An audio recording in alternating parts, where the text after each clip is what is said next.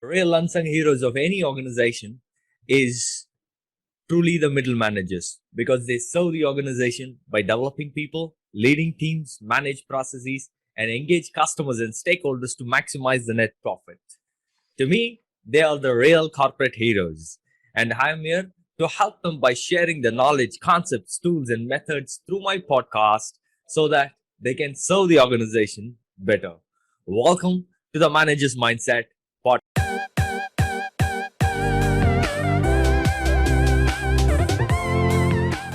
Hey guys, welcome to the Manager's Mindset podcast. So today we have a guest who is a executive leadership coach and a career transition specialist as well. So we're going to be talking about how to manage millennials. Let us hear it from the guest straight away.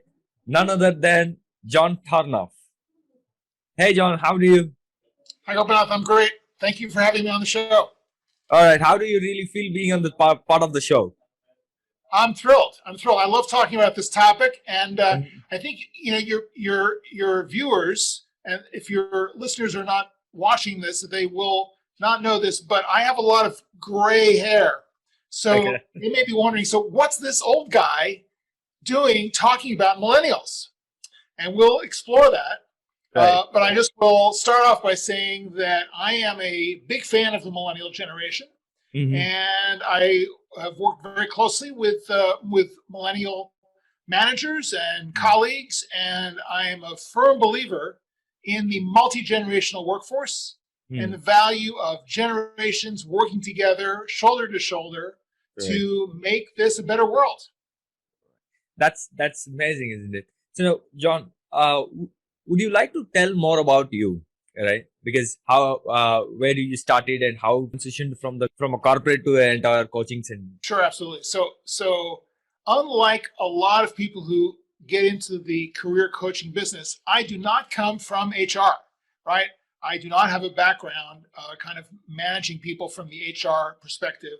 I was a executive and in the entertainment industry and the film industry, and worked as an executive for companies like MGM and produced films at Warner Brothers and Columbia for many, many years. I also took a kind of a sabbatical for about 10 years into technology in the 90s, and I founded a startup which kind of ran its way up in the 90s along with all the other startups, and then in 2001 we came crashing down along with everyone else.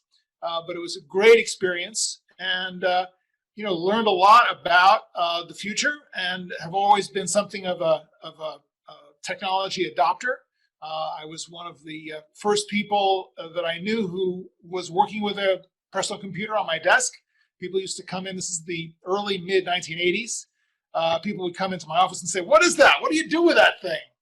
And people were scratching their heads and wondering about it. And I always knew that there was something very significant that was going to happen because of computers, and of course here we are. So I think one of the important things I think for all managers, I'm kind of digressing a little bit, I'll come back to talking about myself, to remember is this idea of the beginner's mind, right? That you want to start each day kind of with a blank slate and think, what is it that I could learn today that's different? So that in a way kind of drove me in my career and took me through that period of the startup. And then I decided to go back to school when I turned 50, and I earned a master's degree in psychology because I was interested in learning more about how the mind works and how people work. And I found that turned my interest from kind of a project management orientation, which is really always what I had been fascinated by, about why one film gets made, another film doesn't get made, why one film is successful, another film is not successful. And I began to think about people and about what makes one person successful and one person not successful, and what are these factors that go into that. And that really motivated me through my final work in entertainment, which was at DreamWorks Animation in the 2000s. And then I went out of DreamWorks because I was really interested in working more closely with people and consulting and coaching, initially in the entertainment business. But then I began to think about, well, what's the future like in business, specifically for my generation, for the boomers, in the wake of the last recession, where so many people had lost their jobs, they lost half the value of their houses, their retirement and pension were gone. I thought, well, we're all living longer, and nobody wants to stop or retire. I mean, what's retirement, right? Why do I all of a sudden at age 60 or 65 have to stop? Because someone says, well, you're supposed to retire, so go away. It's like, well, no, I still want to work. I still want to earn money. I still want to be working with people and learning new stuff. Why should I go away and just kind of play golf? I don't play golf. Right. So I was thinking about all of those things, and that's what got me into the career consulting and coaching and leadership around this idea of the multi-generational workforce. And the idea that when you stop to think about it, and this is kind of getting serious now, the economy of the future is going to be very, very different from the economy that we've seen over the last 50 years. We're already seeing the signs of that. One of the challenges is that it is an aging global population, right? The number of people who are over 50, over 60 is rising. Right. And this is a challenge because in most economies, it is the younger people who are paying to support the older people. Right. Through pension deductions and all of these contributions that we're making in our paychecks. And it's not sustainable. Right. It's not sustainable if older people have to stop working at age 60 or in Europe 55 or 59 or whatever that's been. It's been a wonderful welfare state for a long time in many economies. I believe that's going to have to change for us to be able to survive as a global economy. People will need to work longer. That doesn't mean we're going to be doing the same things or we're going to be working 10 hours a day at age 75. But I do believe that everyone will need to chip in to do what is appropriate for them at their age and to use the wisdom of the experience that we've all gained as we get older to give back. And this may include mentoring to younger workers and providing other value that is appropriate to what we've learned. So I've gone way over time on this, kind of explaining a little bit about my background, but about my mission. So let's talk about the Millennial Managers. Right. So that triggered you to build the course around how to manage millennial managers, right? So that's the real. Right. So you and I got together around this topic of my course on LinkedIn Learning, and about working with millennial managers. And this was a problem initially from my perspective as an older worker, in talking to older workers and older managers who were saying, oh my God, all of a sudden I'm reporting to someone who's younger than I am, right? And this was never anything that anyone ever thought about. We always thought, oh, I'm always going to be reporting to someone who is older and more experienced.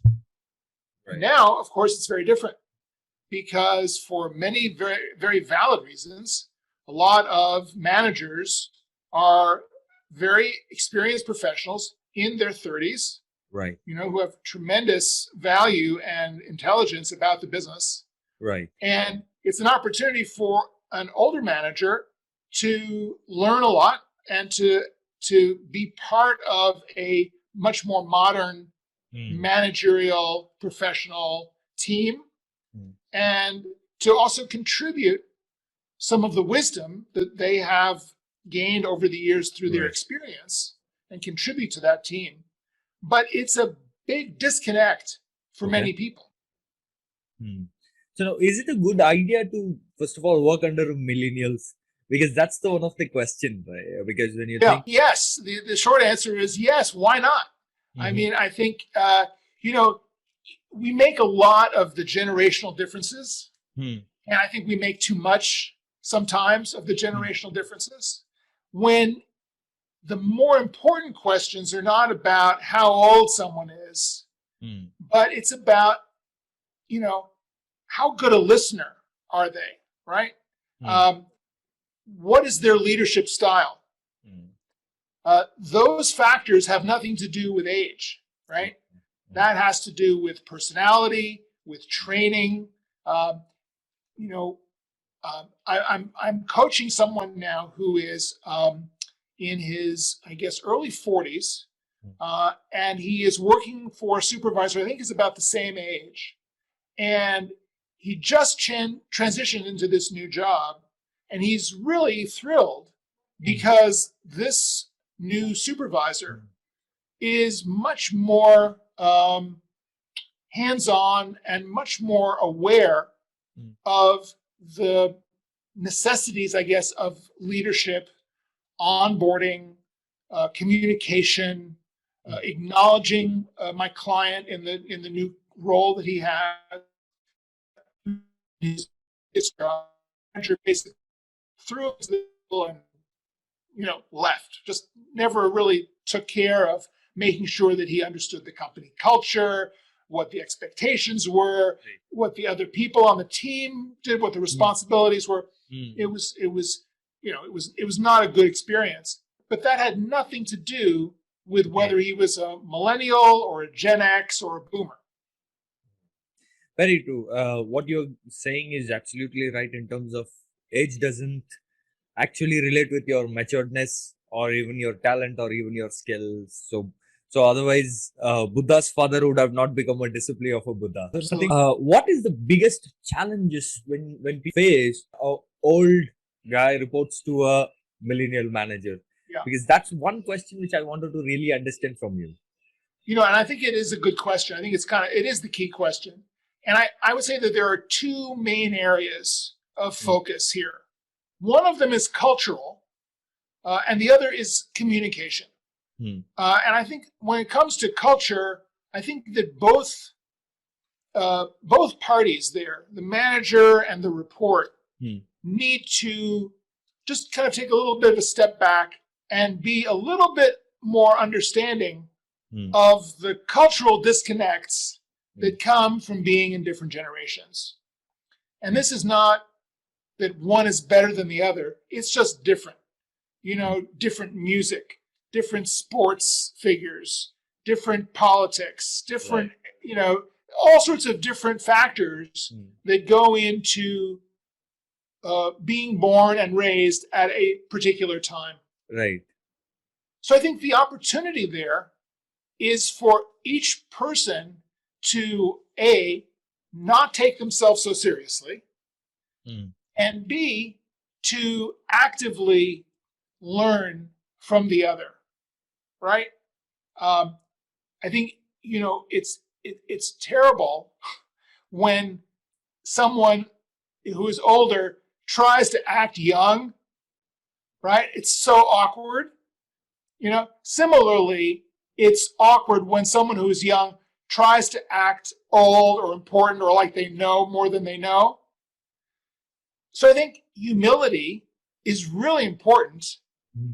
Self-deprecation is really important. Don't take yourself so seriously. Right. And kind of try to have fun with the cultural differences and in a way that's constructive, positive, and you know, uh, uh, I mean, I'll just pick an idea out of my head. Hmm, There's a great uh, Jay-Z saying, uh, "I'm not a businessman. I'm a businessman." Right? You know that line? It's a famous Jay-Z line. So that is uh, culturally kind of a different idea hmm, for an older worker, right? hmm, hmm. But fundamentally, the message is great. The message is I'm not I'm not a cog in a big wheel, you know. I'm just like not a uniform guy in a suit and a tie. I am my own entrepreneurial business, Right. right?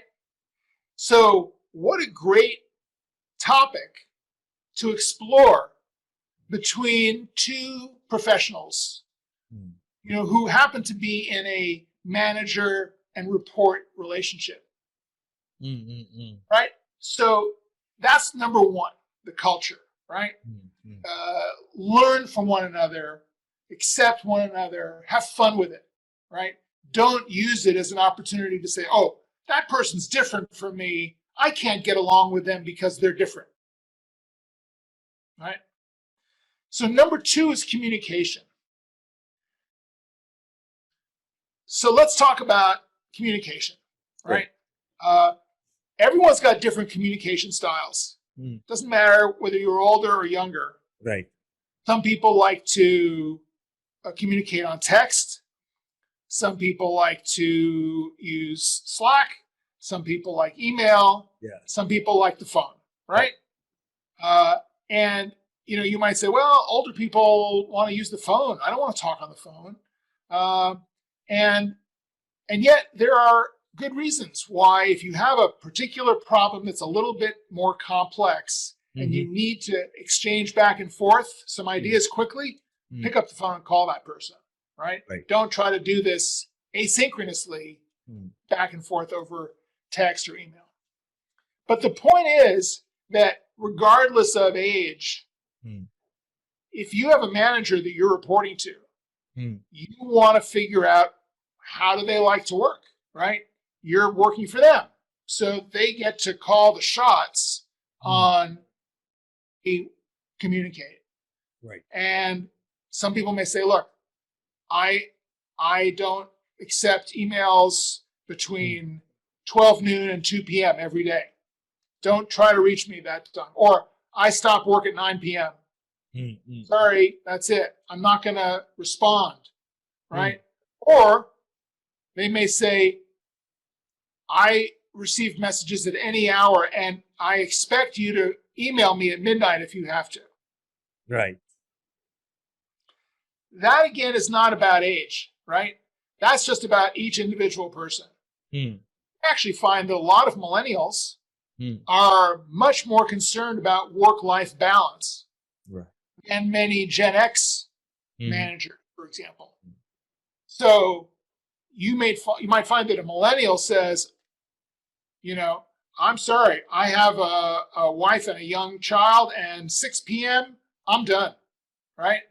But starting at midnight, I'm good, right? I just want those hours to spend time with my family, and then once the kids are asleep, I'm good, right? So you want to know what that system is, Right. and you want to act accordingly. But you may also want to suggest to this person, look, I understand that this is the way you work.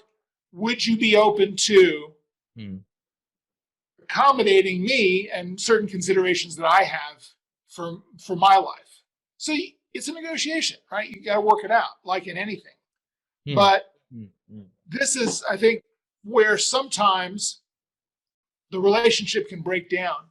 Okay. Because this is not sufficiently discussed or worked out between the manager and the report. Right. So two things. One is the cultural difference is one of the biggest thing, and the communication is a challenge again. And when it comes to resolving complex issues, that's where the real, is it text or is it phone thing, is that millennials are really good in technologies, right? So that's one area was I was also thinking in terms of multitasking and handling technologies. Millennials are really great, and but when it comes to a older guy reporting to they also need to catch up with technology as well to connect better. Yeah. From that, let me talk about that. Let me talk about that for a second, because I think it's an interesting point. So I think that there's a difference between being raised in a technological environment and really understanding the value of technology, right? Because at the end of the day, technology is just a tool. Right. It's just a tool for getting something done. And I think it depends on the individual. For example, I have a daughter who's 28, but I am much more technological than she is. Right. She just can't be bothered with all of this stuff. And I'm saying, hey, here's a new project management software that I've just tried out. It's really cool. And she goes, Dad, stop. I'm not interested. Right? So I think it really depends a lot on the individual. And I think it really depends on what is the purpose of the technology. And I think if you can understand how using the technology is going to make your life easier, then, it's going to be a no-brainer, right? So I think that, yes, and I'm working right now with a client who is an older worker who is in the digital advertising business, who's been in digital advertising for the last 25 years. And so she knows all the tools, but she's now having to migrate to yet a new platform in her new job. And so the difficulty there is not that she doesn't understand the tool, but there is a learning curve. And she also has to deliver on the milestones. So she doesn't have as much time as she would like to have to learn the tool. But that's not a generational thing. That's just anybody. There could be, it's like, someone who has been working in the Google ecosystem and now is working in an organization that's a complete Microsoft organization. It's like, oh my God, I've never worked on any of these tools before. I just got to get up to speed. There are a lot of studies that will show that older people and younger people both learn equally well. Wow. The learning curve may be different. The style of learning may be different. But there is actually no barrier to learning new skills as you get older. Right. It's just a question of style. And I've actually talked to a bunch of... Thank you very much, John, for the time and energy. A lot of insights throughout this 30 minutes, section by section and point by point. And you had explained us the challenges and the problems, probably challenges and the problems, and you gave a certain piece of advices and how to tackle it as well. And from that aspect, we are truly grateful for the time and effort and energy which you have spent today and sharing the knowledge with us and with my community as well. So we are truly humbled and grateful to you as well. Thank you very much for being part of the show. It's my pleasure. It was a lot of fun. Right. Guys, stay tuned till the next podcast. So